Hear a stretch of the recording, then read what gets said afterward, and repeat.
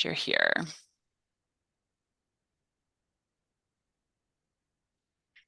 All right. Welcome, welcome. All right. Well, I know there will be more people trickling in, and as you heard and hopefully saw in the chat, we will be recording the meeting today, both for note-taking purposes and also so that we can share that recording on the website, which we'll share a link to later on, but we want to make sure this is available for people who can't attend in person today. Welcome to the first public meeting for the 2026 Stormwater Code and Manual Update. I'm so glad you're here. There are instructions in the chat if you'd like to rename yourself, especially for the Q&A later on. I want to be able to call on you by name, and I will introduce in a moment our tech support person if you need any support with renaming yourself. My name is Rebecca Allen. I'm your facilitator today. I'll make some additional introductions in a moment, but like I said, we are recording, and I look forward to sharing this with the public.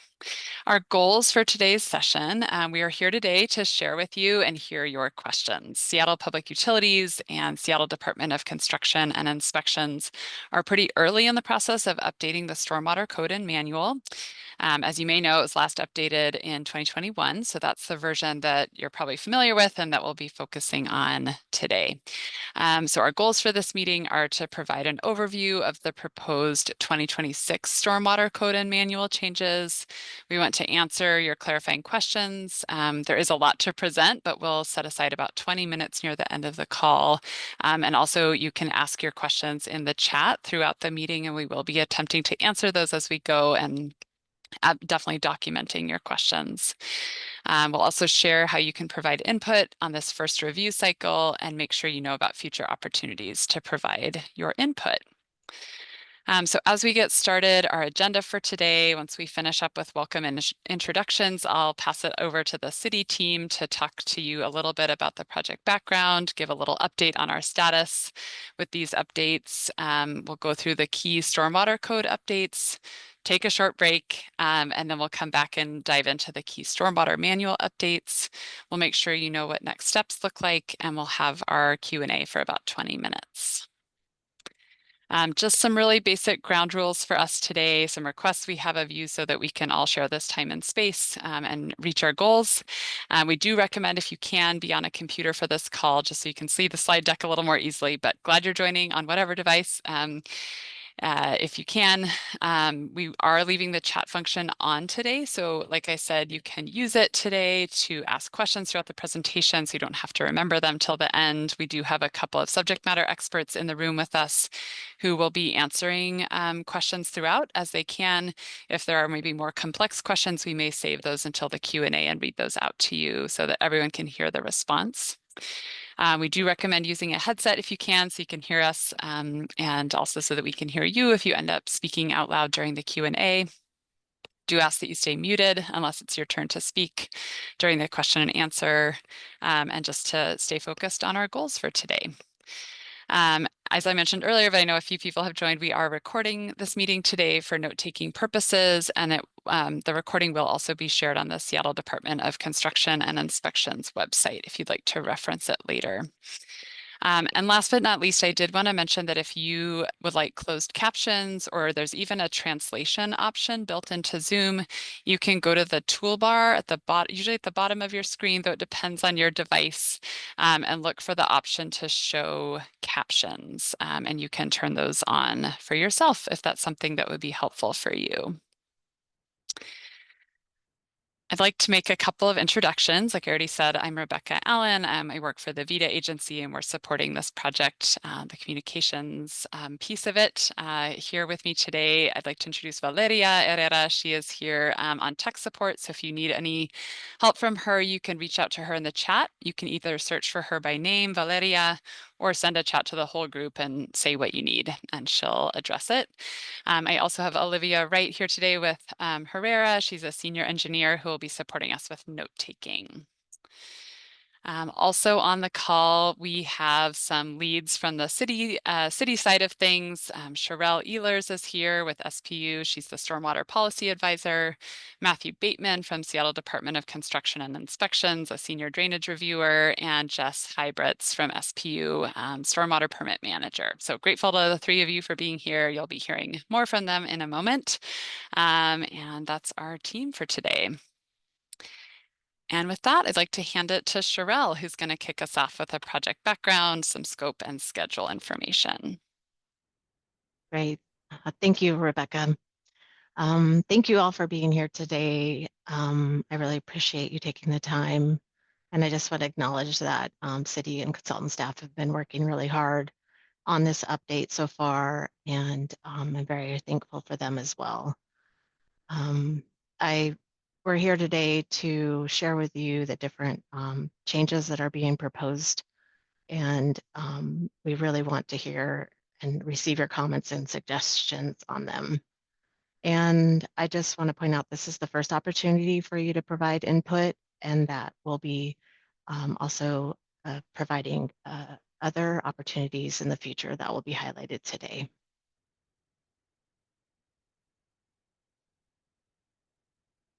So just to start out, I'll provide a bit of background on the Stormwater Code and Manual.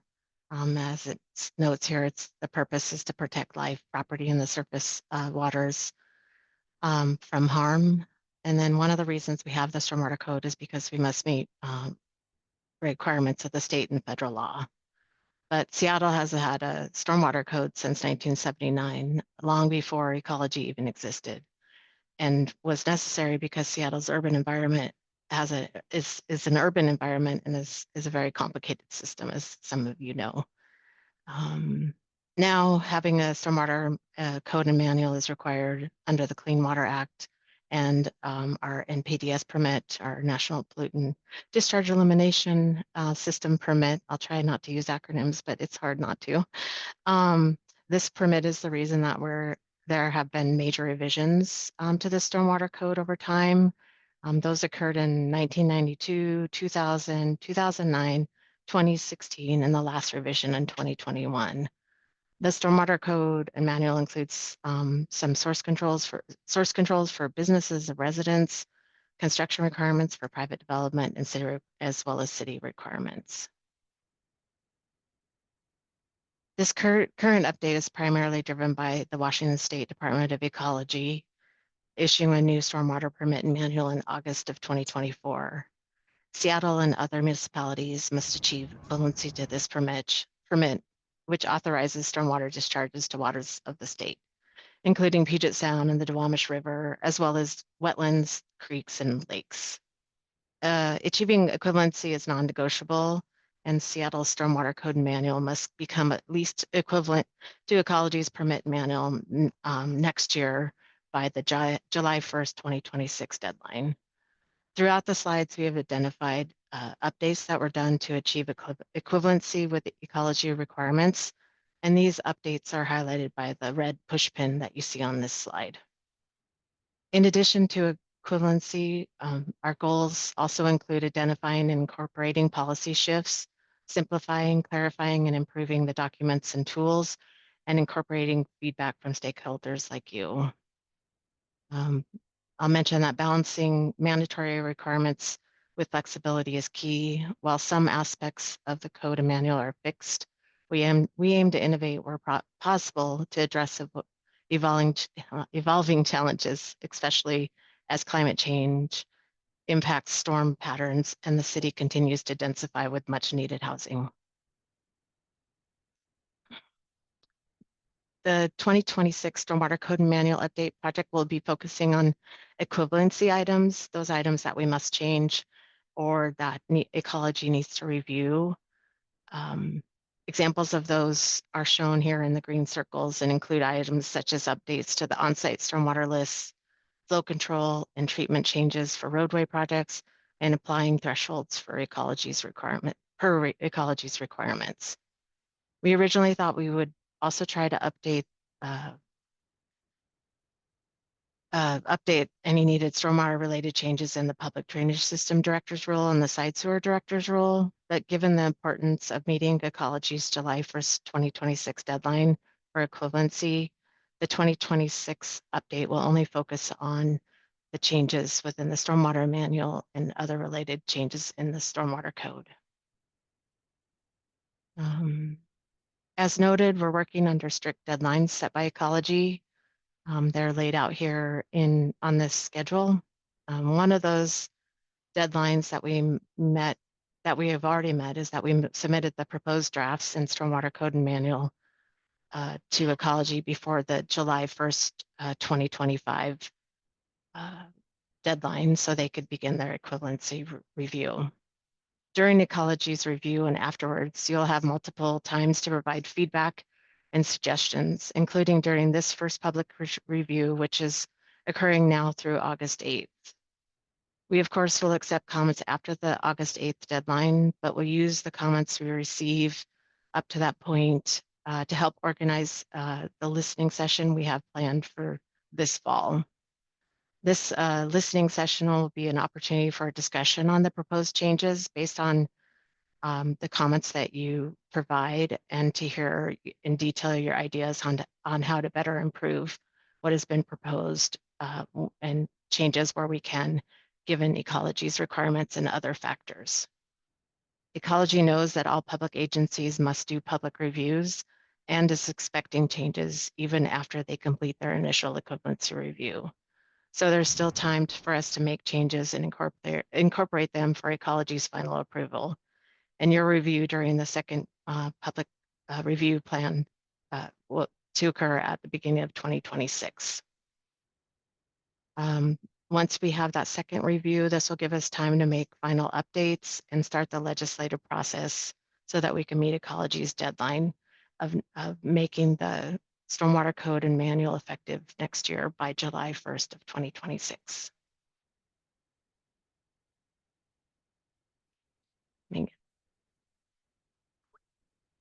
I get to hear a lot of talking for a little bit here.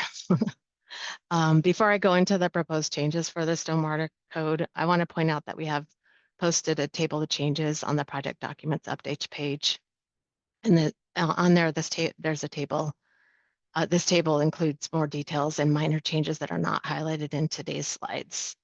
And also I'll acknowledge that while it may be frustrating, we've removed the code language from volume 1 and are asking that you review the code changes contained in the draft code we have provided.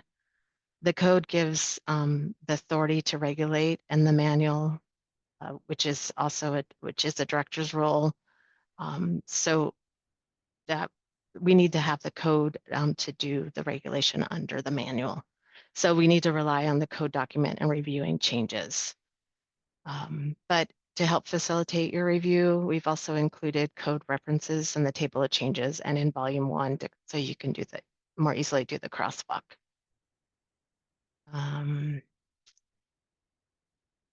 As I mentioned previously, throughout the slides, we have included a red pushpin to highlight the required equivalency changes from Ecology. And you can see there are quite a few on this overview of changes. I'll go into more detail on these, but there's the high level changes include revising the utility work and pavement maintenance exemptions to be consistent with the 2024 permit.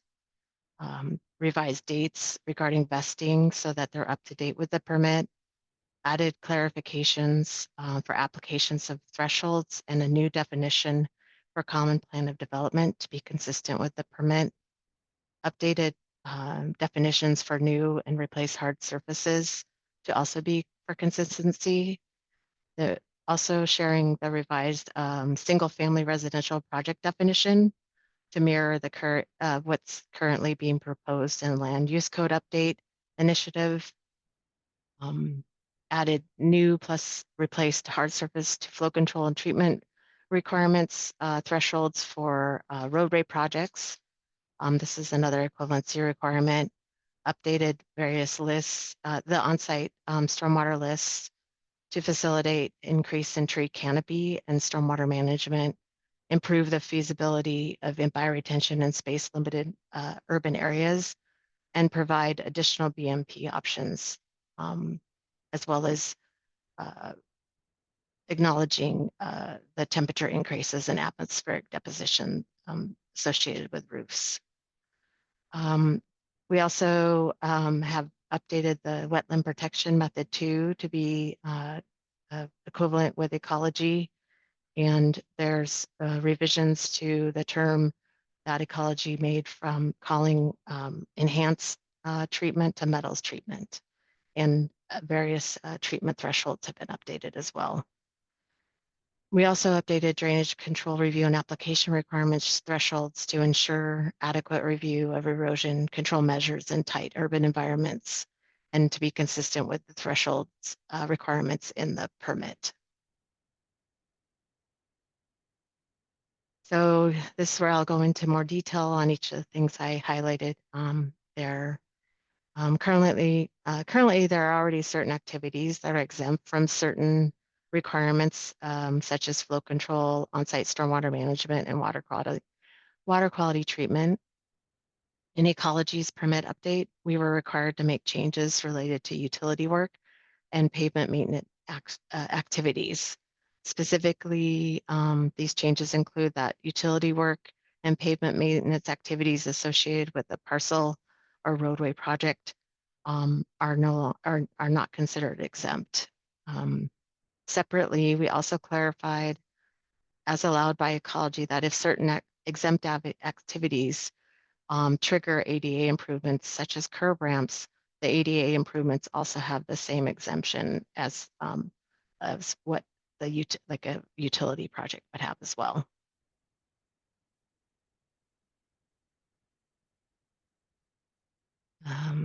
The permit requires updates to the vesting sections in the code for both city agency projects and other project types.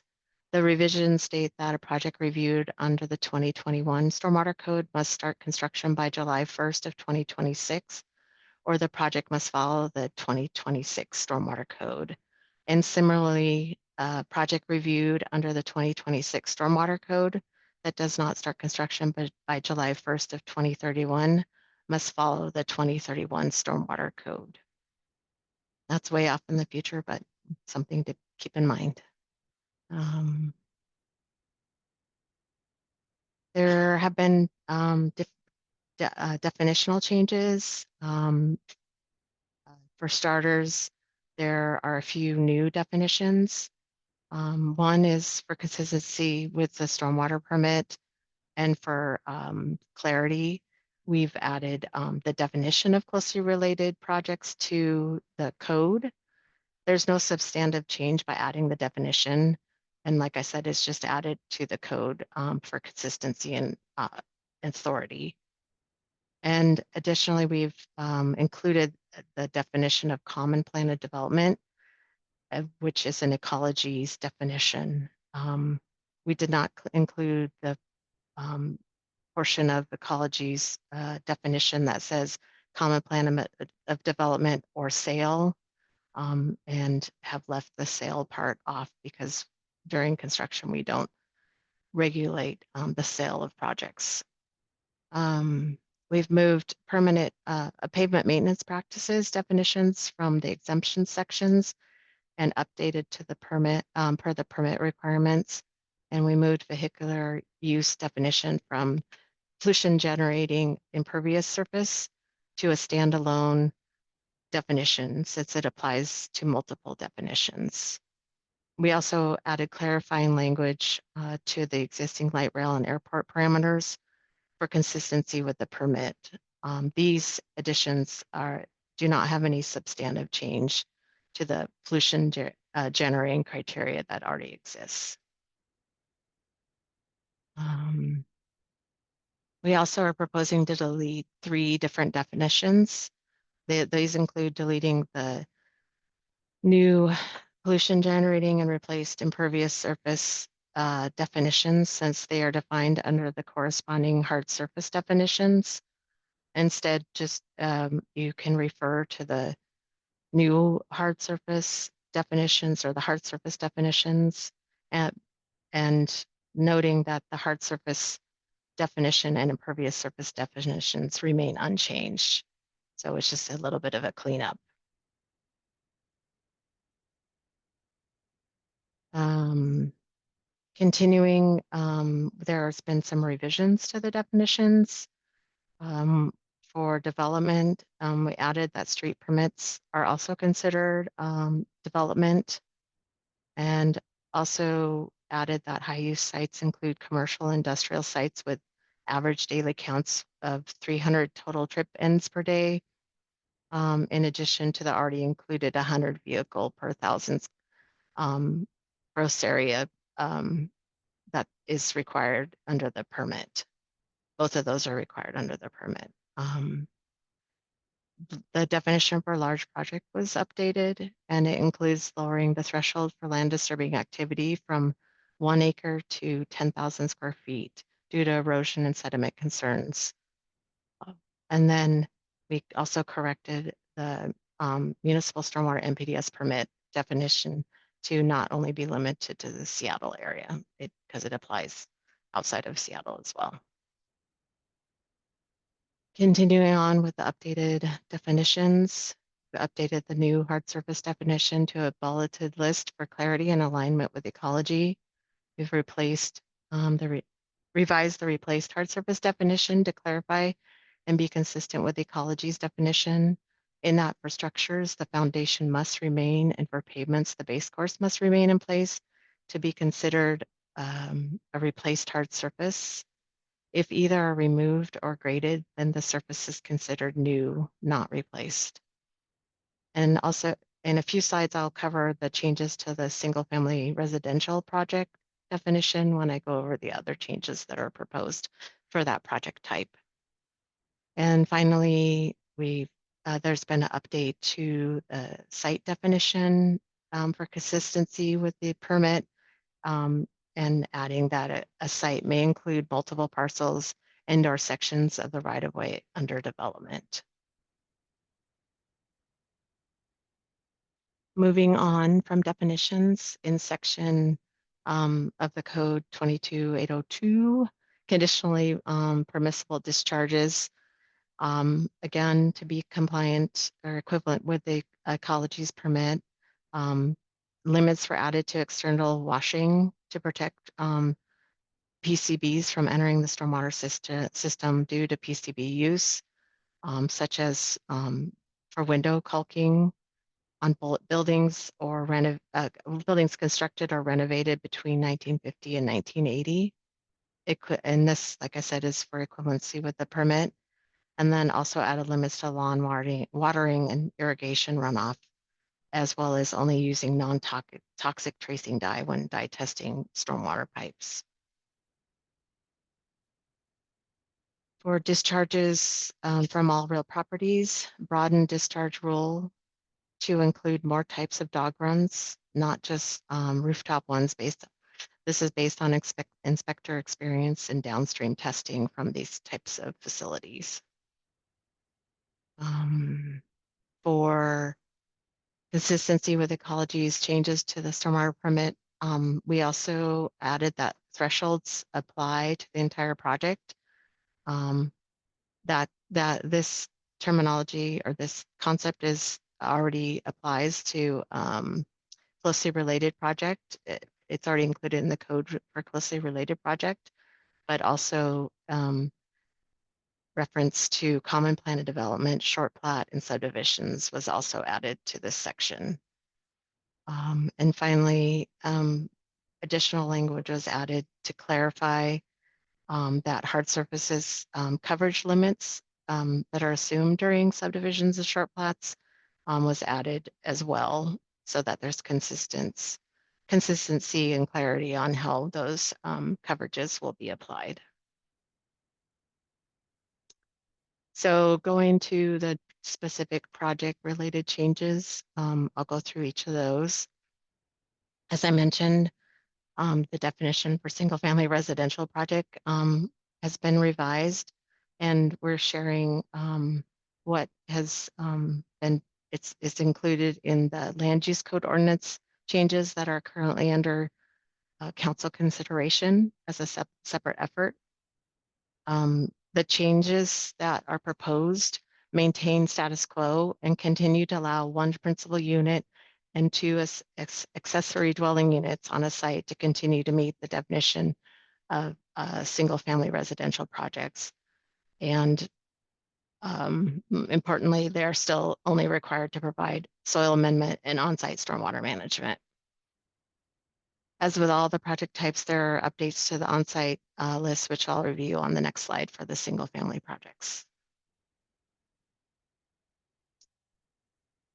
Some of you are very familiar with these lists. The first change for single-family residential project is moving the rainwater harvesting BMP up to category 1, just to provide more project flexibility, since it can be some applicants have asked to use it ahead of using full dispersion or infiltration trenches or dry wells.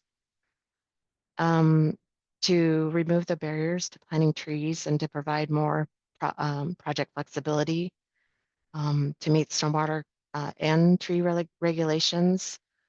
We, for number 2 on here, clarified that rain gardens and bioretention facilities can include a tree, and we're working on some details for that. That will just that will be eventually be included in volume 3. We also added a new optional BMP called structural bioretention. This is something that Matthew will review more in when he reviews the volume 3 changes. But some might be familiar with this as a silvicell or some other kind of structural bioretention that works both well for stormwater management and tree growth and canopy. And as I noted, this is an optional BMP that can be looked at and used as a category 2 if it's infiltrating with a tree, category 3 if it's infiltrating without a tree, and category 4 on the same level as non-infiltrating bioretention if it's a tree is included. And then finally, or actually, let's see. And for the 4th item, we clarified that approved BMP equivalents are allowed for permeable pavement facilities and surfaces the under galleries that can be used. These are currently allowed in the current stormwater manual, but it's not explicitly included in the OSM list, so we added a footnote here. And number 5, we also added a footnote that infiltration testing is not required for permeable pavement surfaces or compost amended strips. This means that both these BMPs can be used in all areas of the city, even if the site shows up on the infiltration not allowed map. Infiltration testing is only required to show infeasibility. And for number 6, we renamed single family residential cisterns to residential cisterns.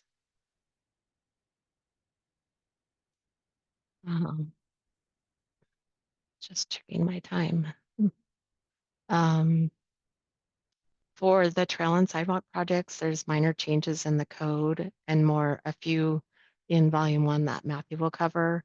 But for the code, the updates include similar changes that I just noted for the single family list, which I'll share with you on the next slide. Again, in this list, it just notes that rain gardens can include a tree, and just to give that flexibility and increase tree canopy, and that infiltrating structural bioretention with a tree can be used as a OSM BMP in category 2. And then we also added the same clarification that infiltration testing is not required to use permeable pavement surfaces or compost amended strips. Moving on to parcel-based projects. There's two changes associated with this. One is the updates to the on-site list that will look very similar to what I've already talked about. And then also just adding that while not explicitly in the code for capacity constrained basins, non-infiltrating bioretention or what are also called planters will be allowed to use to meet the peak flow controls standard if you're using the pre-sized tables for projects less than 10,000 square feet. These will be the tables that were included in the 2016 manual. Um, Note that these will still not be allowed to meet the peak flow control standard in the combined sewer basins. And like I said, Matthew will cover this again when he goes over changes proposed for the non-infiltrating bioretention. And then I will do the similar summary as what I've reviewed for single family.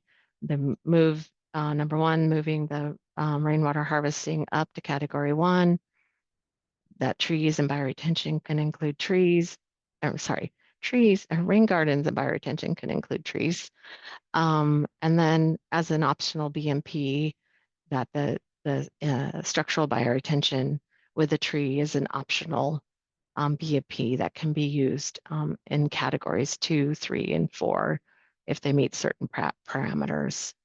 For number 4, again, the same clarification that an infiltration gallery can be used instead of permeable pavement surfaces. That's footnote has been added to the on-site list. And then also the clarification that you don't have to do testing for permeable pavement sidewalks or surfaces or compost amended strips. And for number 6, that there is one change related to vegetated roofs and requiring the evaluation of vegetated roofs for projects discharging to a designated receiving water. This aligns with the other uh, receiving water body requirements and has the same thresholds of having a roof area of over 5,000 square feet. And additionally, this aligns with the green factor that's already required for evaluation. And then finally for this list, number 7 added that residential cisterns is an optional BMP for category 4, as it was for single family projects. So moving on to roadway projects, this is the final project type. This is where most of the changes have proposed for the project types, and 2 of which are required by ecology. Similar to the on-site stormwater management list I already reviewed, there are also proposed changes to the roadway project list.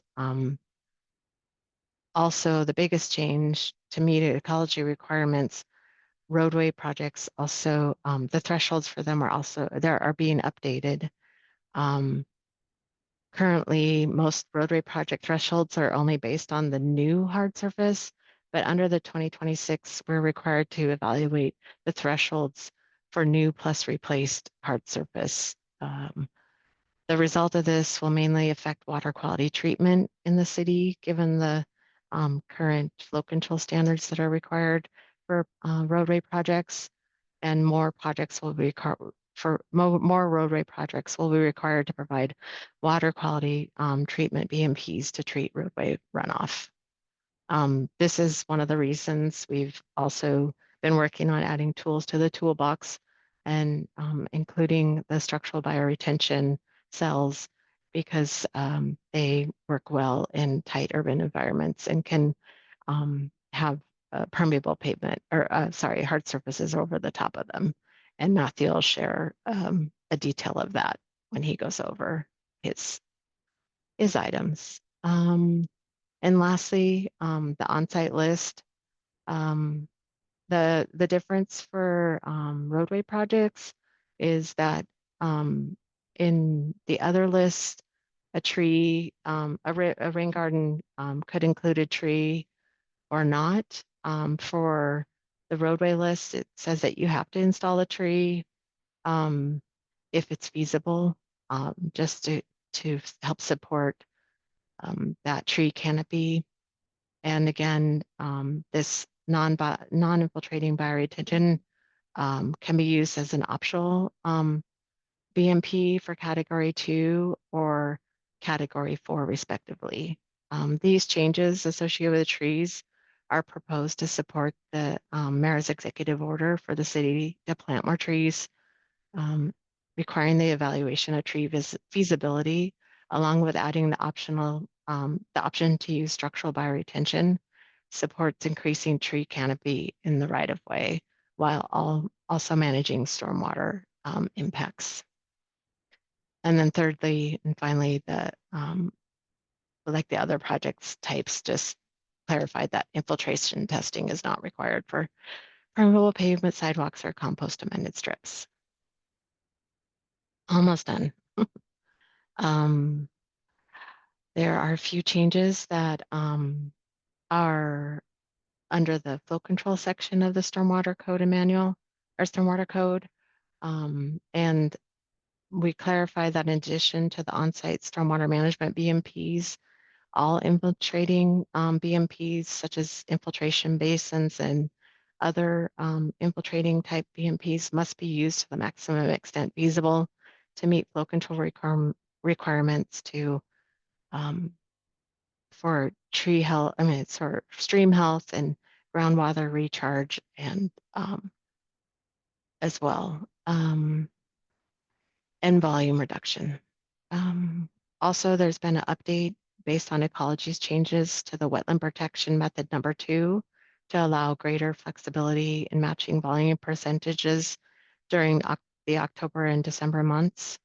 And then Matthew will also review a proposed change to the wetland standard to help facilitate meeting the wetland protection standard in the summer months when this will be reviewed under Volume 1 changes and also needs to be approved by ecology. Um, Also clarified that when evaluating flow control discharges from the project site, you must meet the standard from the project site as opposed to just the site to address any confusion there may be. There has been. Again, for treatment, it's the same that you have to look at all infiltrating BMPs. And then, as I mentioned before, ecology has changed the naming from enhanced treatment to metals treatment. And then when metals treat, and then there's been updates of when metal treatment is required. And those changes include lowering the average annual daily trip count from 15,000 to 7,500. And then it also includes roadways that provide on-street parking for commercial and industrial areas and adding sites that are subject to industrial activities as opposed to industrial sites. And last slide on the code update is there are a few changes to the drainage control review requirements to address concerns about erosion control and large projects with land disturbing activity and the associated drainage pattern changes um, that can happen with those. Um, it- we've also added changes to address equivalency. The changes include removal of noting that removal or of a building or structure, regardless of this whether the slab or foundation remains, counts towards the area threshold for drainage review. Um, the proposed to lower the threshold requiring a comprehensive drainage review to 10,000 square feet of land disturbing activity. The 5,000 square feet of hard surface that threshold is not changing. Um, Clarified when a licensed engineer must prepare a drainage control plan for projects that create new outfalls that are without an available off-point of discharge or are fully infiltrating all the stormwater from the site. Also remove the exemption for drainage review for projects in a city-owned right-of-way and clarified that in addition to closely related projects, thresholds apply to entire common plan of development, short plat, and subdivisions when applying thresholds. And I think that's my last slide. Thank you, Sherelle. Thanks, everyone. I know some of you joined partway through, so I want to welcome you. We'll drop some updates in the chat during our break that we're about to take just to get you up to speed. We do welcome you to ask questions throughout the presentation in the chat as they come up. So feel free to do that. We'll also have a Q&A near the end for about 20 minutes. But right now, we know this is a long meeting, so just want to give everyone 5 minutes to stand up and stretch and move around, take care of any needs that you have, and we'll meet back here at 1:45. We'll see you in 5 minutes.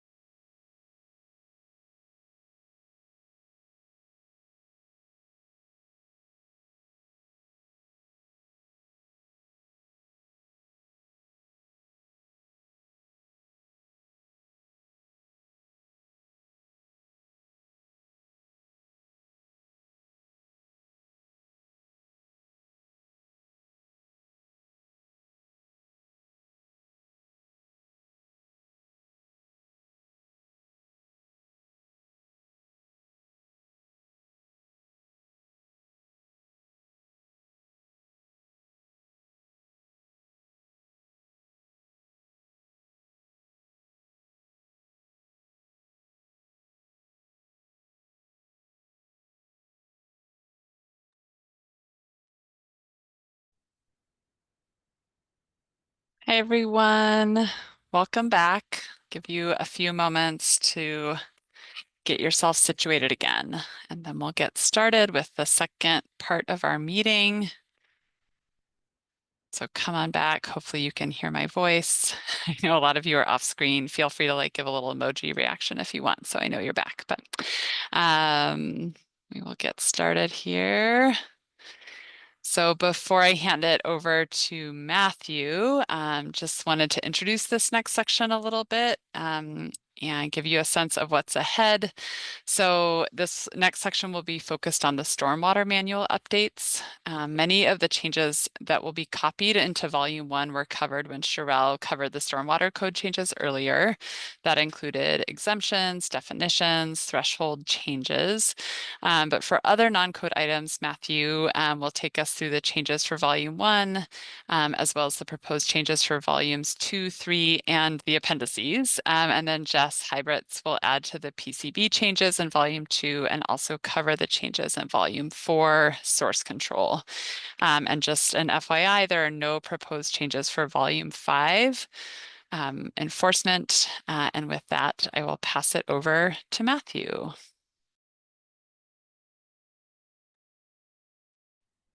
All right. Can we go ahead and move to the next slide? Yeah, and so the stormwater code hex boxes in the volume one, you'll notice that they just refer back to the code. And for volume one, the minimum requirements, those are the most of the substantive changes. And so I won't go over some of those again, but the like the thresholds to the water quality or flow control. Look to the code for those kind of big changes. But there's kind of a big, organizational change. We shifted the utility project, pavement maintenance projects, remediation projects, and retrofit projects sections from Chapter 4, as well as the WSDOT and special circumstances. We moved them to Chapter 2, along with identify project types. It just seemed to make a little more sense to go along with a single family parcel and roadway projects. And since these are project types, but they're also where you see how the exemptions are. The code boxes that reference the exemptions are there too. Okay. So I guess I would like to say that we're highlighting kind of the major changes. There are a few other minor changes that aren't mentioned in this PowerPoint, but please go ahead and take a look at the list of clarifications and then look through the manual at the red lines to see all the very specific changes. But we'll we'll try to point out the more important and impactful changes. So in Chapter 2 of Volume 1, Cheryl mentioned this, but one thing that I thought it was an interesting, something I'm glad has been added is that it's noted that if an ADA improvement is triggered by like a utility or a pavement maintenance project, then that can be included in the limits of the exempt work. Unfortunately, we're pushing for like more of an exemption for ADA improvements, like in general, but this has to be if the ADA are triggered by that utility work. Like say you're doing a utility replacement and then you did some work and it triggered the need to do an ADA ramp, that could be exempt also. But in general, though, ADA ramps aren't necessarily exempt. We added a new section for the Common Plan of Development, and Common Plan of Development, it's kind of similar to closely related that we already had, but there are some key differences. The biggest is, that it talks about phase projects, and so it links projects together that aren't necessarily coming in the same permit, but it's based on being part of a single plan, and such as a phase project, even if that's constructed over multiple or years as separate projects or separate permits. It also includes projects in contiguous areas, but still under the same contract, and other linear projects like roadways. So that is a bit of a change. We're keeping the closer related section since everybody's used to it. So together, these are going to be tying projects together for thresholds. Two changes to closely related are the first one is that this will apply during construction in addition to under review. The previous code said that it only applied to projects under review. So this kind of extends through the construction period after approval as well. And it applies to projects that happen in the same lot. So for instance, like if you have a single family principal unit on one permit and a detached accessory unit on another permit, those are going to be looked at together for thresholds to determine what stormwater code requirements apply. We have a new section just to clarify how to determine thresholds for underdrained sports fields. These are underdrained sports fields are an anomaly because the stormwater, per the definitions, they both apply to hard surfaces because they're underdrained. Any underdrained surface is a hard surface. And they also apply to pollution generating pervious surfaces. And so they potentially trigger water quality, but so this just kind of clarifies how to determine those thresholds. It kind of boils down to if you're doing water quality for it, you look at the 3/4 acre of pollution draining pervious for water quality, and then all their kind of on-site stormwater management, drainage review, flow control, then you consider it a hard surface because of the underdrain. We added a next section just to describe the difference between new versus replaced hard surfaces, because it's probably not what you think. I had always thought of it as kind of the difference of your total build out minus what was there before, but that's not at all based on kind of ecology's definitions. And so I would, basically any kind of redevelopment is going to be considered completely all new. Anything where you remove the foundations of any existing improvements and build anything that's considered new. Or if you build the same exact size thing in a different location, that's also new. We added another section 2.53 that clarifies like these replaced hard surfaces for remodels and reconstruction. So you know when when you need to count the area. And we have a slight change of practice here. This is a kind of a change that in the past you had to the way we had been enforcing it is like you had, a raindrop had to see like disturbed area like dirt. But potentially this means like this new definition and description describes that even if you maintain your slab on grade and a foundation, if you remove it down to and expose the top of the foundation, then it's considered replaced and it would be subject to the stormwater controls requirements. Next. In Chapter 3, we added some general wetland protection guidelines for all wetlands, regardless of whether the wetland flow control standards applies. It's just some general like requirements about not disturbing and staying out of the buffers. So that's a new thing. We grabbed that from the ecology manual. Chapter 4, the minimum requirements based on project type. Those are all code in the code changes. So I'd refer you to that. And in Chapter 5 for minimum requirement standards, we added a new reference to volume 3 for detention sizing in the case when you can't meet your flow control standard because the minimum 1/2-inch diameter orifice doesn't allow for the standard to be met. And so we have specific sizing criteria in there. And ecology had some new criteria also that we've referenced that is really helpful in some cases. Let's see.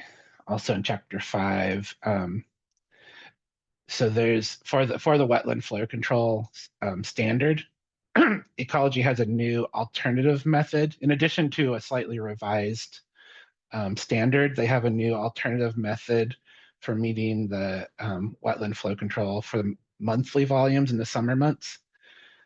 We've found that it's not really the monthly volumes in the summer months. I think due to our kind of built out situations, our built out environment for the wetland standard, it's more the daily volume.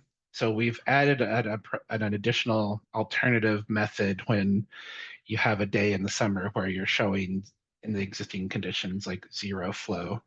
And so we have a way to compare if you're meeting that plus or minus 20% daily volume, when otherwise it would be impossible to compare to zero. And then of course we just we changed the name of enhanced treatment to metals treatment, which I think is really a great change, because the target are just zinc and copper. That's not all that enhanced treatment ever really targeted. So metals makes a lot more sense to call it metals treatment. Okay. In chapter 7 of volume 1, we're really emphasizing the need to evaluate and plan for temporary dewatering and permanent dewatering in your site evaluation and site assessment, and also like potentially contaminated soils that may cause any runoff from the site to be contaminated. And in chapter 8, we've, as Cheryl mentioned, we've reduced the threshold for comprehensive drainage review. So now we've studied with the 5,000 new and replaced surface, but then for land disturbing activity, reduced it from 1 acre down to 10,000 square feet. And also includes if you have no offsite point of discharge, you're infiltrating on site. Or if you have an outfall, a new outfall, as Cheryl mentioned. So in volume 2, so construction stormwater control, chapter 1, we have a big new change it's a new section for turbidity and pH monitoring requirements. This is a new requirement that we would have in Seattle to monitor your discharges. So it would apply to large projects to make sure your turbidity is meeting the discharge requirements. Make sure that your stormwater controls are actually working during construction. There's also a new section 1.3.4 that just describes that you need to analyze your upstream basins to see if there's any runoff that's going to enter your construction site that you need to deal with during construction. In chapter 2, again, it's kind of the same thing as a comprehensive drainage review, but kind of revising the thresholds for small projects and large projects, so that the large project is triggered when there's 5,000 new and replaced of hard surface, which is the same, or 10,000 of square feet of land disturbing activities. It's reduced down from 1 acre. And for all the BMPs, we've had reference that you can use Ecology approved functionally equivalent BMPs. Their TAPE program, they've got a lot of functionally equivalent. So we're definitely open to all of those. Next. In chapter 4, construction, erosion, and sediment control, we've clarified when to use high visibility fencing on BMP at the edges of like ECA non-disturbance zones. Just kind of obvious, but I realized that it just wasn't written in our manual. And we've also added in section 4.3.8 new kind of guidance and requirements for sizing filtration systems and sediment tanks for groundwater discharges. we previously had sizing criteria for stormwater, construction stormwater, but we didn't have anything for groundwater. So this is a new guidance. And I wrote the section, so if anybody has any input, I would love to hear it. In chapter 5, kind of the construction source control practices, I clarified and then the building demolition BMP, just a few things to kind of consider for post demolition considerations. We've had a few projects that it was just really confusing how to button up the site, especially when you don't have a construction coming right behind it and the site's going to sit there for a while. So some considerations like what to do with drainage, how to treat it, preventing it from just running off into the right of way across sidewalks and that sort of thing. And Jess Hybritz from SPU wrote in this section a few considerations for PCBs. So I was going to get Jess to hop on and just tell us a little bit about that. Yep, thanks, Matthew. So PCBs, Sherelle mentioned it before, they stand for polychlorinated biphenyls. They're one of the key pollutants in water bodies around Seattle. And PCBs were added to some building materials like caulk and paint and some siding and roofing and a bunch of different things, especially in commercial buildings and institutional industrial buildings to make them stronger and more durable.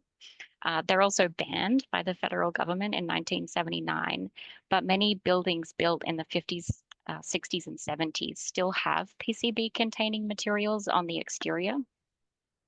And so stormwater can carry the PCBs from building materials into our drainage system if we don't sort of more carefully carry out actions like building demolition and renovation, which we know can exacerbate the release of PCBs from buildings.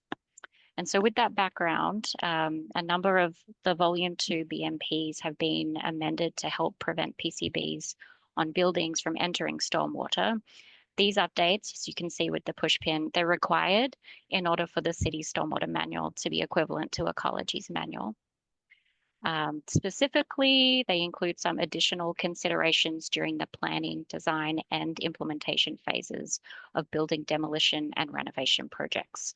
So some examples of these BMP requirements would be following Ecology's guidance document to determine if PCBs exist on a building, if they're present, notifying the city, installing storm drain covers, and using tools that generate less dust. And then also the waste handling and disposal BMPs are updated so that building materials suspected or known to contain PCBs are just not recycled back into the system into use. And also just to comply with the state and federal waste disposal regulations. Thanks, Jess. So I'll jump now to Volume 3 changes. And so starting in chapter 3, there weren't any significant, there are a few, clarifications in chapter 2, but nothing significant. But chapter 3 in the sizing approach, there's in the feasibility for dispersion and infiltration facilities, there's slightly different setbacks from septic systems, which isn't normally an issue in Seattle, but there's a few, especially in the northwest corner of the city, there's a few septic tanks. And Sherelle mentioned this, but we've kind of added this requirement that when you're doing sizing or selecting your BMPs for flow control, you need to first evaluate all infiltration options in addition to your on-site stormwater management options, your OSM options, before choosing your traditional flow control BMPs like detention vaults and detention tanks. In chapter 4, just your general design requirements, we have some slight clarifications for design criteria for using free settling. We just kind of mentioned a few more options and kind of clarify the use of catch basins. Were clarified in section 4.3.2 some of the requirements for small projects with no offsite point of discharge. We actually renamed the section to say small projects because that's how we applied that section, was only to small projects. So under 5,000 square feet of new and replaced hard surface. And we clarified performance goals when you're modeling infiltration BMPs. So for instance, like we're describing, like if you're doing a small project with no offsite point of discharge, your typical performance goal is to infiltrate up to the 25-year recurrence interval. Other times, when you have a large project and you're infiltrating and you're not going to have an overflow, that's when you need to infiltrate your full the full stormwater model, the full runoff series that you route through the model. And so this section just kind of clarifies those goals. And also, if you're doing water quality, then you only have to infiltrate 91% of the flows. And we've added some considerations for when you're infiltrating footing drains. We still don't have specific sizing requirements or guidance for footing drains, but there are some considerations that we require. Next. There's some changes to Chapter 5. So Chapter 5.2, tree planting and protection. We're going to change to use the green factor tree list instead of the SDOT tree list, mostly because the SDOT tree list doesn't exist anymore and they've moved on to a different method. There's a new way to calculate existing tree canopy. This kind of only applies to determining drainage control benefit, not to any other kind of tree regulations. There's new kind of tree spacing requirements for the trees that would apply that could use this BMP. There's new soil volume requirements for trees that are in planters. It's based on the lining up with the green factor list as well. And we've added some tree protection requirements in for the minimum construction requirements. And there's some new maintenance and establishment requirements for tree planting. Okay.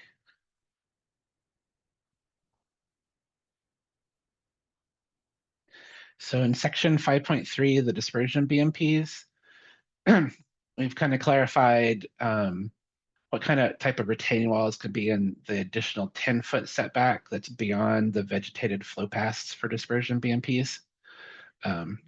This is mostly like, small retaining walls that are less than 3 feet and would not fall over into a neighbor's yard or not in an ECA steep slope like that. They can be in that additional 10-foot setback, which is beyond the already required vegetated flow path, which varies from BMP to BMP. We've clarified, Cheryl mentioned this, that infiltration testing is not required for the sidewalk trail compost admitted strip. You can do it if you want to prove infeasibility, but in order to use this BMP, you don't need to do infiltration testing. And we've added a new BMP that's in section 5.3.8. It's a BMP that Ecology had added for light rail elevated guideway dispersion. Just a way to let drainage drip off these elevated guideways and disperse. And so moving on to the infiltration trench section, section 5.4.2. So this is kind of a big change I'm happy about. It will reduce the minimum measured infiltration rate to 2 inches per hour. And so that's going to give some more flexibility of using infiltration trenches. We've added that there's a 3-foot maximum trench vertical depth of aggregate storage reservoir. So the depth of gravel, it's a 3-foot max to kind of differentiate it from dry wells that could go much deeper. So this will be good for flexibility. This is the 2 inches kind of, and this kind of the maximum depth is kind of going back to how we originally set the 5-inch per hour minimum for dry wells and stuff. When we look back at how we did it, the infiltration trenches could have been lower, but it's based on ecology's old guidelines, and they had a maximum depth of gravel in their infiltration trenches. Okay. So this is for both. I have grouped the infiltrated and non-infiltrated bioretention sections here for the BMPs. And so one big change is that we've added that the ecology high performance bioretention soil mix and the polishing layer can be used. This is a really beneficial mix. It's a little expensive. But it works so much better at removing metals and nutrients. So we're not requiring that it's used, but we have it referenced so that we can encourage that folks can use it if they want to, or if they have a special need for it. We've removed the requirements for multiple cells in a single bioretention facility. Previously, if you were over 5,000 contributing area, you had to break up your facility into multiple cells. But we're going to remove that.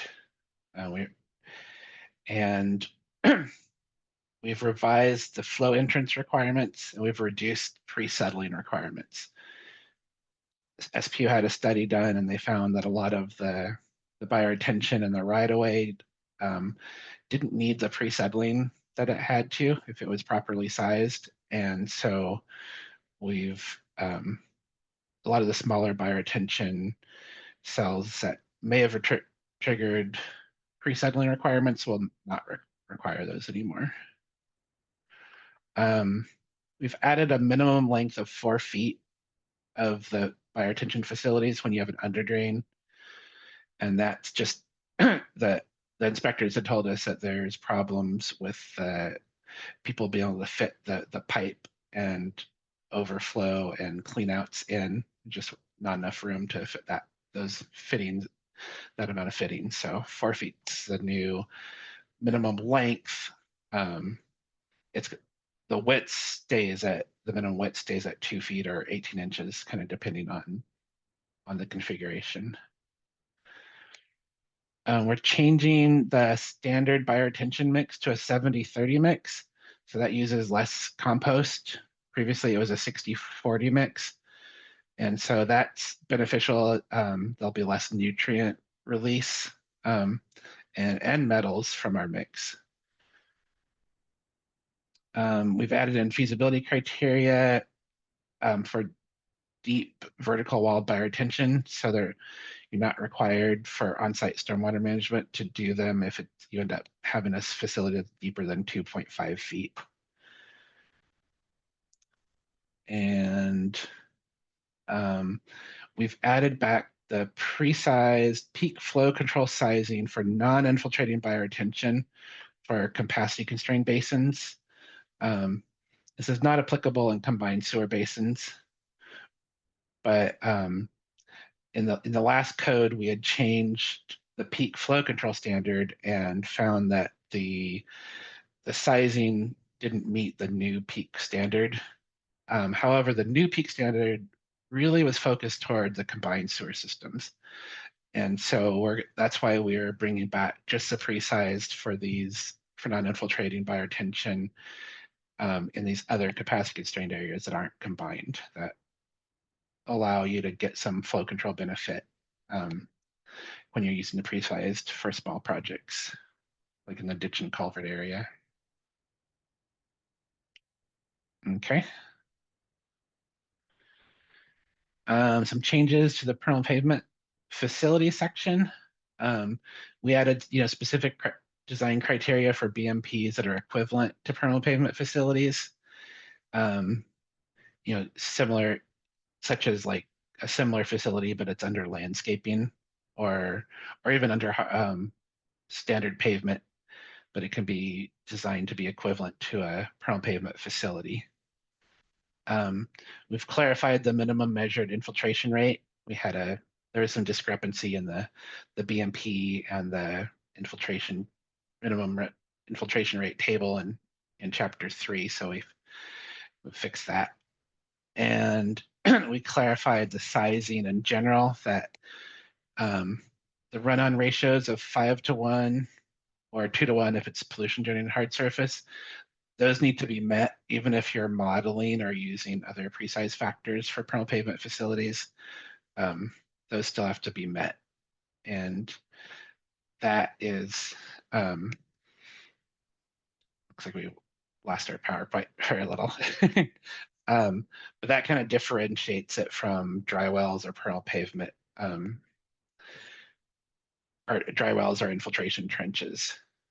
So it ensures that it's more spread out, a little flatter, and that justifies the different minimum measured infiltration rate. And then we have the new BMP section for these infiltrating and non-infiltrating, structural soil cells or structural bioretention. And this is very exciting because I've been hearing for years, maybe decades now, about like, oh, you got to use silva cells are approved for use as bioretention. And before this last year, I'd yet to see like a really viable detail. And SPU had been working on a pilot project to use, I don't know if it's silva cells or one of these, there's 3 products that have ecology approval to use as equivalent to bioretention. These are the structural cells that can go under pavement, and they're originally intended to be used to allow softer soils for trees for their roots to grow into the soils underneath sidewalks. And so this new BMP, we're working out the details, and will allow bioretention. So you can see in the little detail on the side, flows from the street or surrounding areas or even an adjacent roof could enter this kind of void space that's underneath the sidewalk and then filter through the bioretention soil. This one that's shown would be an infiltrating one since there's no underdrain, but they could also be designed with an underdrain, so it'd be a non-infiltrating one, so you don't need to have the infiltration rates, or maybe you're closer to a building and you want to do a liner for non-infiltrating.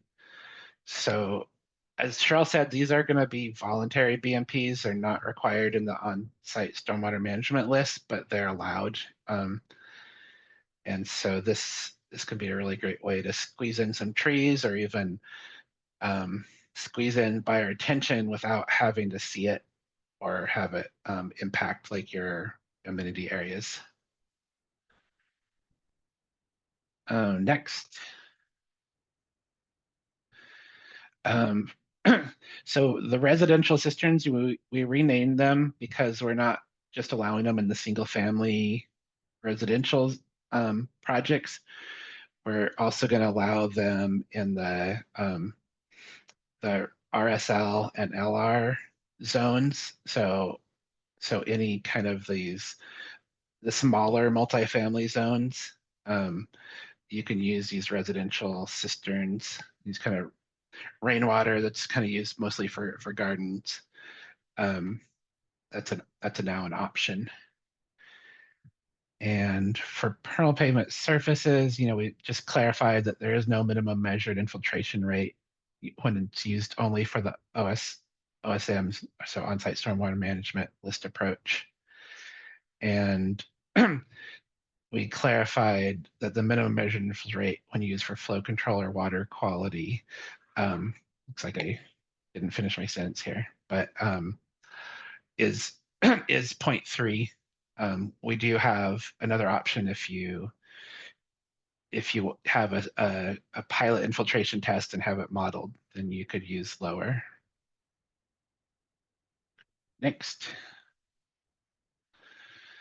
We made a few changes to the detention pipe requirements. We just kind of reorganized some of the design criteria subsections to break it into categories for easier reading. Added some references to the minimum orifice diameter, which was described in the appendix, but not in the manual or in the volume 3. And clarified that venting to a manhole is only required in upstream end. And we reduced the spacing for personnel access points along pipe runs to 350 feet. This is for private. So this kind of lines up with the requirements of private detention pipes with the public detention pipes. We also clarified that the observation maintenance port for private property detention pipes, that they are 12-inch diameter and they have a spacing of 100 feet. This 100-foot spacing could be a personnel access or a 12-inch diameter observation maintenance port. We clarified that the pre-sized equations are not applicable for detention pipes in the right-of-way because the right-of-way detention pipes have a 2-inch drop that's not accounted for in the pre-sized equations. And there was a corrected pre-size factor for pre-developed pasture standard using 36-inch diameter pipe. This is from the old clarification list that we had caught previously. It was fixed in the pre-size flow control calculator, but not in the manual. Let me fix that up. And next.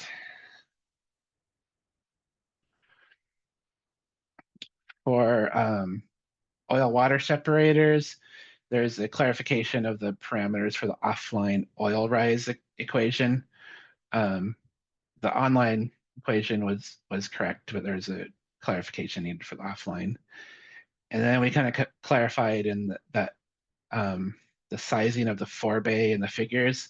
This was in the text of the manual, but it wasn't shown in the figures, so we have that marked up. That it's pretty big sizing. That's pretty impactful. Of 20 square feet of area of the forebay per 10,000 square feet of tributary area. And so moving on to the proprietary and emerging water quality treatment technologies in 5.8.11. So we've added that mass loading ratios are not required for BMPs that are only to treat under drain sports fields, which do require water quality, but you can omit the mass loading ratios if the under drains of the sports field are surrounded by gravel. We're just not expecting that a high sediment loading in that situation. And we've also added that that mass loading ratios are not required for filtrella systems when used solely for oil control with treatment rate of 50 inches per hour. So Filterra has approval to do oil control. So if you're using Filterra for water quality, there are applicable mass loading ratios. But if you're doing it solely for oil control with this infiltration rate, then you don't need to apply mass loading ratio. Next. And so I'm going to pass back to Jess for this one. Yeah, thanks, Matthew. Great. So volume 4 of the Stormwater Manual describes source control BMPs. So these are actions designed to prevent pollutants from entering stormwater runoff so that they don't get into the drainage system or the downstream water bodies. The source control BMPs can be operational, like adding dechlorination tabs when you're emptying a pool, or structural, like installing catch basin filter socks. The proposed changes include some new background information about certain toxic chemicals. And this text is similar to the language in Ecology's manual that they added. The changes that we've proposed to the source control BMPs themselves are either to update the BMPs to make them more effective in preventing stormwater pollution, or to clarify the BMPs to make them easier to properly follow.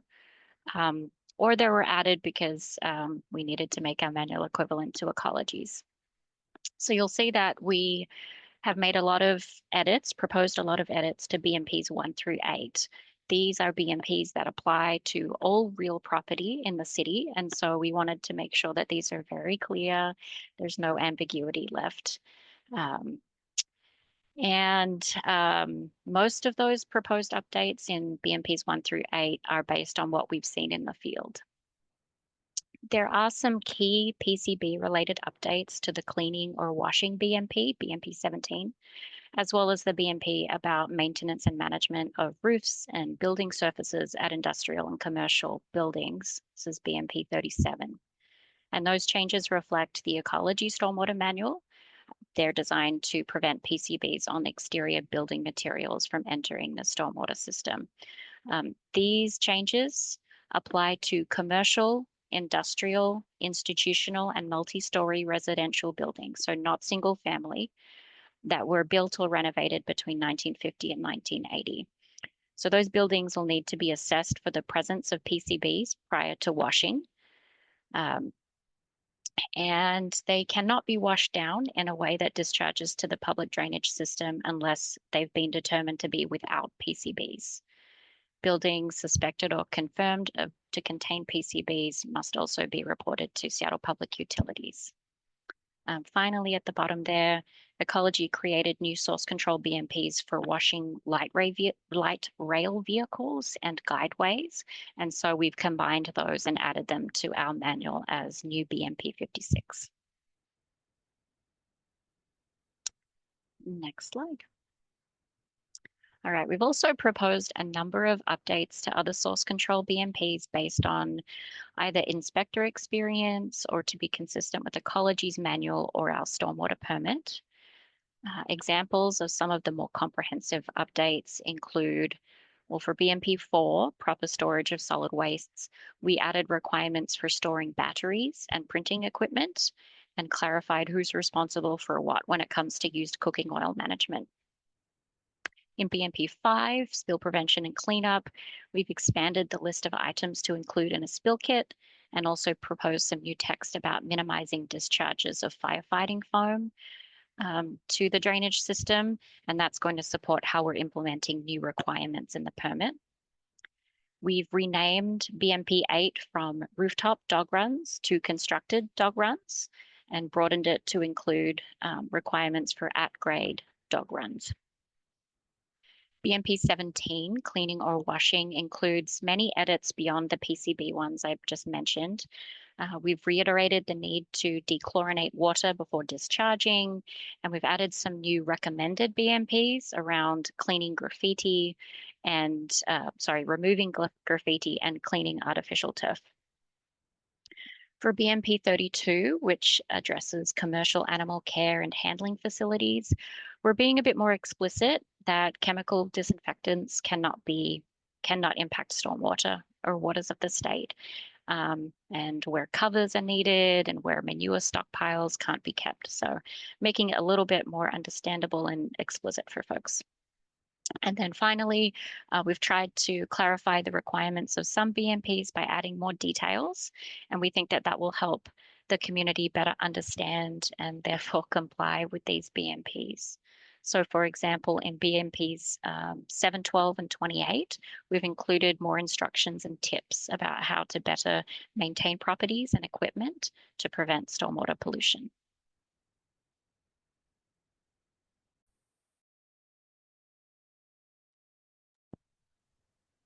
That's back to Matthew.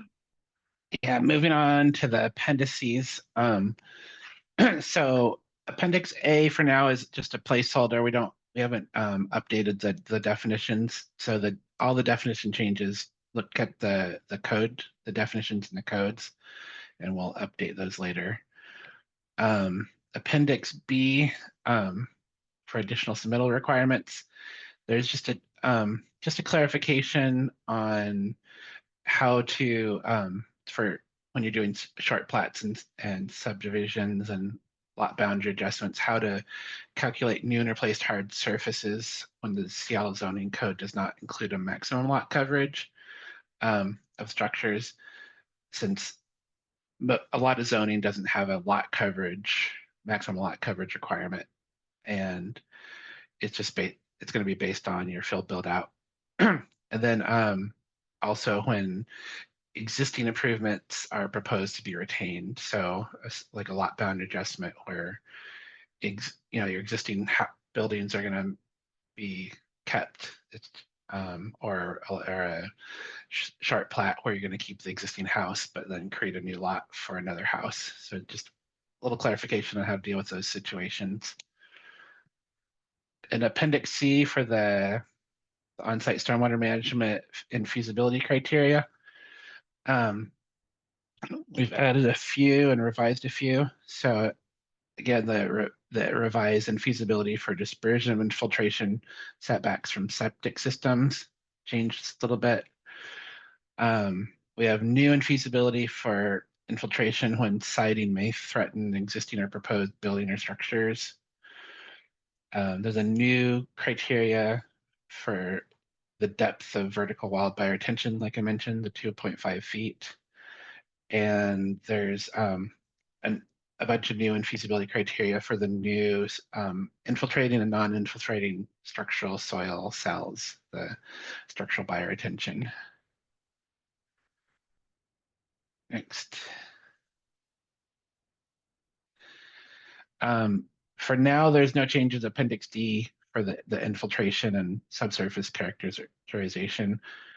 I hope to have some clarifications added just to make it a little more reader friendly in the phase 2, but nothing substantial has changed, or nothing has changed now. But I'm not expecting anything substantial to change. For Appendix E for the additional stormwater requirements. So just a clarification about the minimum allowable weir length of 0.5 inches. It's kind of along with the 0.5 inch minimum orifice diameter. And then we're moving the plant list to Appendix K.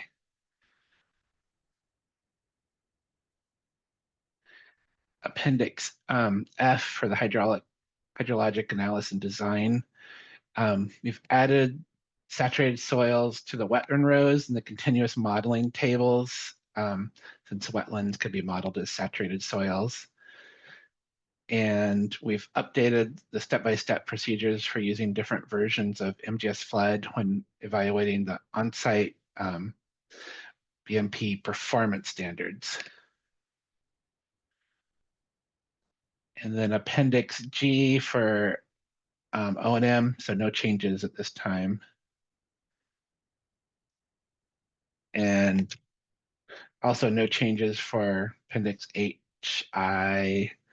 We're going to have a new Appendix J that discusses how to deal with runoff from contaminated sites during construction and after construction.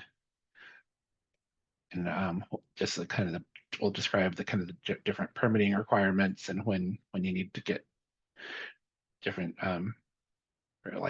like ecology permits or King County authorization, or when you need to treat the water. And then Appendix K will have the new plant and tree list that will be modifying further in phase 2. But all the planting requirements for the BMPs. And let's see, yeah, that's it for the manual. Thank you so much, Matthew, Jess, and Sherelle. Really appreciate that comprehensive overview. I want to share with you a couple things about opportunities for you all to participate. And before I look at the next 2 slides with you, I do want to clarify that we have a new version of the code. This is version 2 that is available. Valeria is going to drop it in the chat. I do want to clarify, we had previously posted a version 1 that we didn't know was a version 1 on the project documents page. page, but I want to make sure that you look at this current document. Make sure your version has V2 on the bottom of the first page footer. Our previous version didn't highlight some of the track changes. We just had a little formatting glitch. So please make sure you're looking at V2 when you look at the new version of the code. So now I want to share with you a little bit about how you can participate. I know we looked at this slide early on, but a few of you hadn't joined yet, and just to review it now that you've heard the presentation. So to reiterate, at the end of June, we submitted the draft Stormwater Code and Manual to Ecology for their equivalency review. To meet our permit requirements, Ecology has up to 180 days to review that, but they have indicated that they plan to provide comments much sooner. And at the same time that that's happening, we want to hear from you, which is part of why we're here today. And just to clarify that Ecology does know we'll have multiple public reviews during their review process and afterwards as well. And so they understand that we will have more changes to bring back to them after we hear from you and integrate your feedback. Another permit requirement is that we have to have the stormwater code be effective by July 1st, 2026, this red star here. That is a non-negotiable timeline per Ecology's stormwater permit. So between today, July 15th, 2025, and July 1st, 2026, we will have a few other opportunities for you to provide your feedback. The first is this public comment period that we're starting now. So you can see that, we're asking for your comments if possible by August 8th. That'll really help us plan this fall listening session that's coming up with your comments in mind. As mentioned earlier, we will still consider your comments that we receive after August 8th, but priority would be to get them in by then. After we receive your input and we address Ecology's comments, you can expect final drafts of the Stormwater Code and Manual to be released for public input in early 2026, so around here, followed by a formal review process to adopt the updated Stormwater Code and Manual so that everything is effective and ready for the mandated July 1st deadline. And we'll be taking questions in a moment, including questions about this process and timeline. So please do note those in the chat or get ready to raise your hand. On that note, a few a few things to know about how to comment. So there's a few ways you can share comments with us now through August 8th. The first way to do this is, and our preferred way really, is to use the comment log spreadsheet, which will be in the chat if it's not already. And I believe we'll also be sending that out in a follow-up email to everyone who registered. It's also on the Get Involved webpage, but it is a spreadsheet in Excel format and a great place to put your detailed comments. We do request, especially appreciate if you can provide revised text or an alternative to what has been proposed. That's just really helpful for us to easily gather and organize comments. So again, please use the comment log if you can. Two other ways to send in comments. If you have more general comments, you can email those to the email address here on the screen and I believe also in the chat. And then last but not least, if you like to send snail mail, you can, of course, write out your comments and send those to the physical mailing address that is found on our webpage. So those are three ways to send in comments by August 8th. And now we have just over 20 minutes for some questions and answers. I want to just quickly reiterate two ways that you can participate. I know there have been some questions already in the chat. That's great. Some of those have already been answered. I will go ahead and read out loud any that haven't been answered and we can respond that way. You can also use the raise hand feature, usually at the bottom of your screen on Zoom. It might be on the side depending on the device you're using, but go ahead and click that button and that will help indicate to me. A little yellow hand will pop up next to your face or your rectangle on the screen and help me keep track of the queue so that I can make sure to hear all the comments or questions that we have today. On that note, if we're not able to get to all the questions in the time we have before 3 o'clock, please, please, please do add them to the comment log and we'll make sure that you have that. So with that, I'm going to stop the screen share so that we can see each other a little bit more easily. Let's see. Yes, a couple of questions up here. I am going to start with a question, it looks like from Ruth Williams. As I recall, the Green Factor program used by OPCD encourages but does not require trees. Is that the plan here too?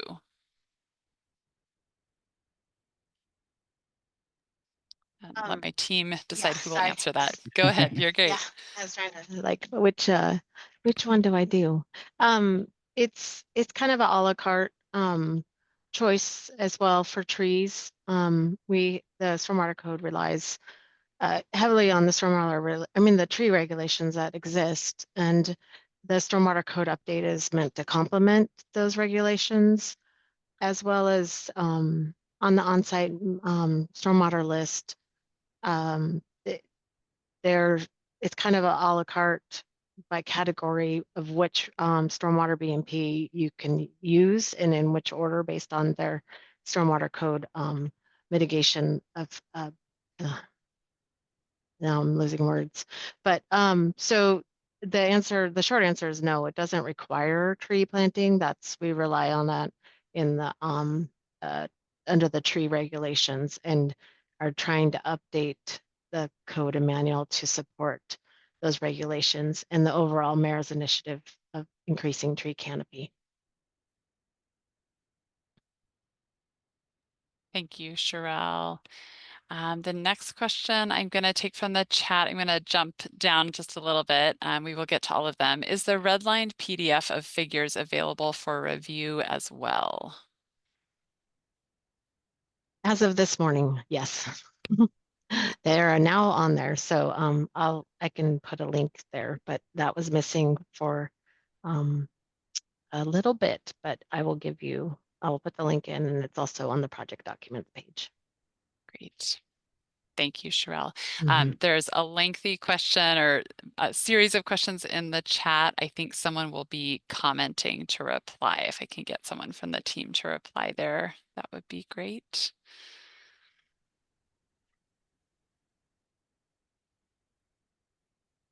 Any other questions? I'll give lots of time. So if you're formulating your question, don't worry, we got time. Rebecca, for some reason, Oh. I'm not able to reply directly to the big Ah. long email, but Mhm. the bigger picture is that this project isn't part of the comprehensive plan update, even though SPU is part of and has input into that. But there are folks through our Shape Our Water team and the bigger planning side of things that are looking at stormwater more comprehensively. And that is and it's going to in the future influence the stormwater code requirements as time goes on. So that's kind of the short answer, but a lot of that is um, in the um, in the comprehensive plan world update and the Shape Our Water updates as well. Thank you, Sherelle. I'm seeing, it looks like, yes, and just responded. Thank you. Those of you pointing out that the link we provided to the manual figure revisions is leading to an error at the moment. Thanks for flagging that. We will definitely get right on it and make sure that's fixed. Appreciate your patience.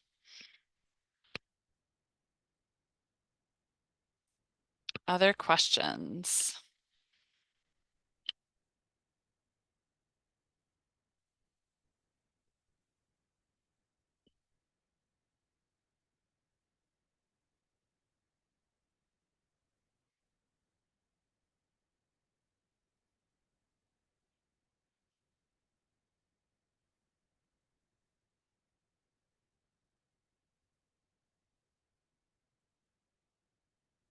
All right, I see one from Kevin. Are multiple projects on the same lot considered closely related for permit purposes, even if they have different owners? In other words, would a new property owner be held responsible for permit triggers from previous projects on the lot? Should prospective buyers be reviewing the full permit history of a lot before purchase to assess any potential implications? No, they would only apply if those projects are happening at the same time. So if the two projects on the lot are are under review or under construction or under construction at the same time. So that's only when it would apply. So like if something is already constructed and the permits are finalized, it wouldn't have any impacts on future projects on that lot. Thank you, Matthew. Great. Looks like there's some other chat activity. It looks like the link on the webpage does have the V2 document. Great to hear. Thanks for confirming that, Michael. And then Valeria did post a link that looks like it might get to the Stormwater Code V2, but it looks like we're still trying to get to the manual figure revisions. So thanks for your patience there. Might take a little time. Other We can questions? send out Perfect. a notice when things are all set up. So that should happen right away. Thanks, Terrell. Mhm. Wonderful. Another question coming in from Mark. Am I correct in understanding that superstructure demo, retained FDTN and SOG may create need for OSSM and flow control?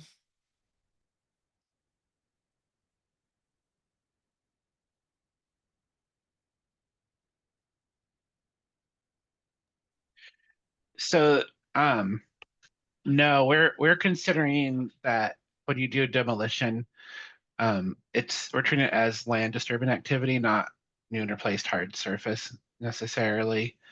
And you know, unless you're gonna change that. If you, there there is some circumstances when people like demolish a building and they change the slab into a parking lot. In that case, we would treat it as it's new for like seeing if water quality would be required. But just when you're looking at just demolition and that we're not triggering OSM for demolition projects. Thank you, Matthew. Question from Payal. Please correct me if I'm not saying your name correctly. Is there any way to get a little more time for review and comment submittal, 45 days instead of 30 days? Yes, we definitely will accept comments after the August 8th. And in fact, this is, part of the review process. And we're going to have, like I said, the listening session as well to address people's comments. But the earlier we get them, the more organized and more able we are to start addressing things.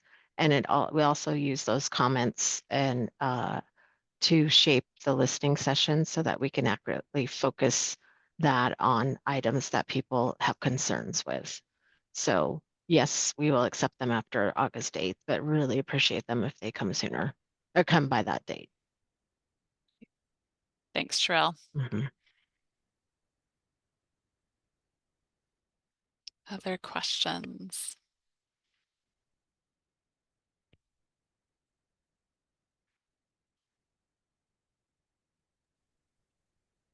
Back to Mark Arichetti's question. I was kind of thinking of it as far as demolition, but if you were thinking about future construction on top of existing slabs on grade, and those potentially triggering OSM and flow control, then yes, they could like replace hard surfaces on top of existing foundations and slabs on grade would be considered removed and down to the foundation and replaced, and they would trigger OSM and flow control.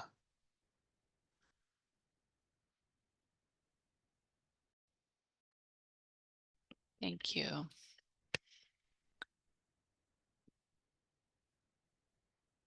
Let us know if there's any more questions. I'll give us maybe another minute or so, then I'll share some next steps.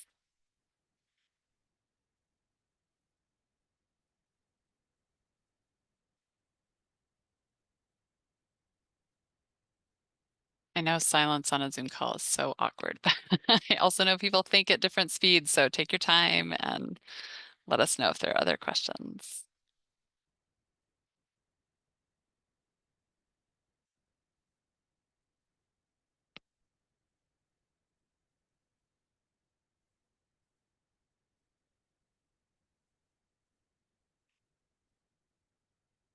All right.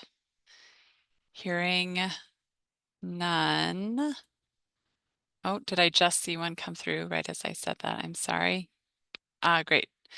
Vesting seems tough if we have projects in design or review right now that they have to start construction in 2026. Is that being discussed? So Mark, that requirement is specifically required from ecology and something that is actually gone up to the Pollution Control Hearings Board the last time the permit was updated, and it was upheld that the permit and then consequently subsequently the stormwater code um, ha has to have vesting requirements and switching stormwater codes midstream if construction hasn't started. This is the same, it's already in the code right now for the 2016 to 2021 for projects that didn't start construction that were under 2016. But so there isn't really, I don't know what discussion there is based on that history that I know and how the Pollution Control Hearing Board weighed in. When we went through the last time period of that, when July 1st, 2021 came, we didn't find many projects that hadn't started construction. And so, of course, your feedback on the changes is appreciated. Great. And I see a follow-up to that from Tim. How is starting construction defined? Demolition, pre-construction complete? There's specific language included in the code that's there from it's also in the existing code. I'll paste that in, and that clarifies that a little bit more for you, Tim, and everyone. Great. Thank you, Cheryl. Mhm. Great. All right. If more questions arise, I want to encourage you, please, to add them to the comment log. Valerie, I think we'll post that again in the chat just to make sure you have the link, and we will email it out again. It's on the website. Additionally, really encourage you to join us for the fall 2025 listening session. Just a couple months away. We'll let you know as soon as we have a date for that. And then you can expect public review of the second draft in winter of 2026. And the best way to stay up to date on that is to join the listserv if you're not already on it. Valeria just put the link to join in the chat. So please sign up there if you haven't already. And again, thank you so much for attending today. Really appreciate your presence here.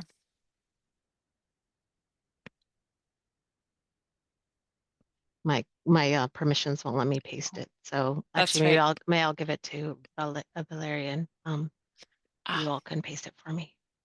Got it. More info coming soon in the chat.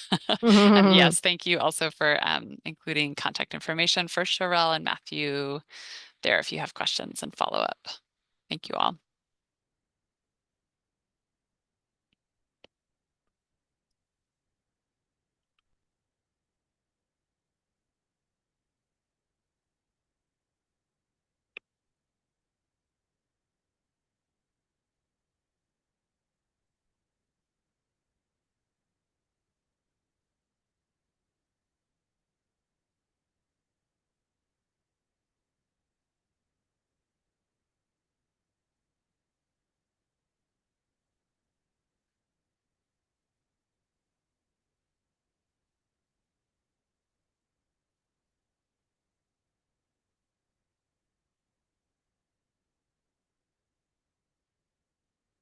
Valeria, did you see Cheryl sent the image to share in the chat? The question about the... Oh, I I can't can't hear hear you. Valeria. Yeah, I think your microphone is not working. I'm sorry, I can't paste it. Yeah, I try Got and it. I try, but it doesn't let me. Got Okay. it. I wonder if we could get an email address for the person that asked that question, if you're still on the call. We have it. Okay, great. That's right. We have the Yeah. registrations. We'll follow Well, up. yeah. Great. Wonderful. Thanks, everybody. We're going to Yeah. close the call now. Okay, Take thank you. care. Thank you.